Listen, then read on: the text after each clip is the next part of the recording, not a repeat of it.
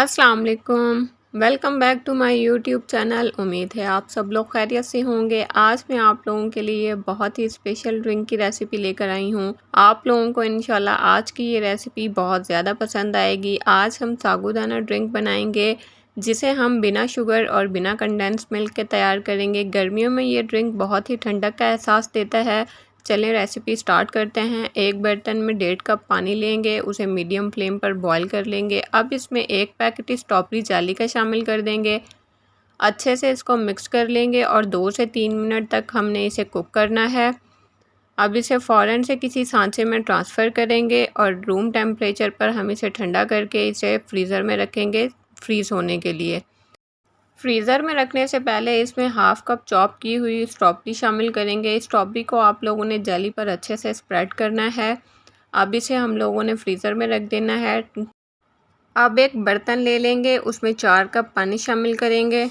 पानी को medium flame पर बॉईल कर लेंगे। अब इसमें 1/3 कप साबूदाना शामिल करके इसे अच्छे से मिक्स करेंगे। आप लोगों ने इसे मीडियम फ्लेम पर कुक करना है 20 से 25 मिनट के लिए। बीच बीच में आप लोगों ने इसमें चम्मच को चलाते रहना है। साबूदाना जो है वो कुक हो चुका है। इसे चेक करने का तरीका है कि इसका कलर जो है वो ट्रांसपेरेंट हो जाएगा। अब हम इसे किसी छन्नी में डालकर छान लेंगे। इसे एक दफ़ा नॉर्मल पानी से हम लोगों ने वॉश करना है ताकि इसकी चिपचिपाहट जो है वो ख़त्म हो जाए।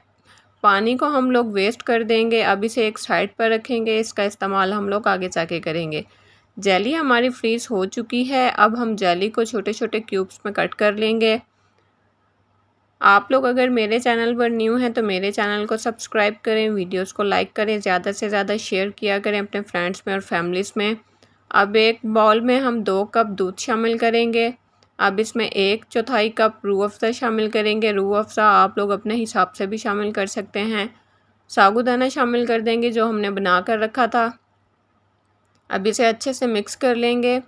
आप लोगों ने इसमें शुगर का और कंडेंस मिल्क का इस्तेमाल नहीं करना। रूह अफ़ज़ा का इस्तेमाल आप लोग ज़्यादा भी कर सकते हैं। अब हम इसमें जेली क्यूब्स शामिल कर देंगे सब। अब इन्हें अच्छे तरीके से मिक्स कर लेंगे। अब आइस क्यूब शामिल करेंगे। आइस क्यूब आप लोगों ने सर्व करने से पहले शामिल करनी है। पहले आप लोग इसमें आइस क्यूब शामिल मत कीजिएगा वरना आप लोगों का ड्रिंक जो है वो पतला हो जाएगा।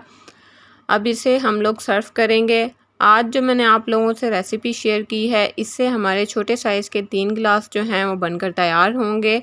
आज मैंने आप लोगों से 2 इन 1 रेसिपी शेयर की है। ये एक डिज़र्ट है और ये एक ड्रिंक भी है। इसे सर्व करने का तरीका ये है कि इसके साथ आप लोगों ने स्ट्रॉ भी रखना है और एक स्पून भी रखना है जेली खाने के लिए।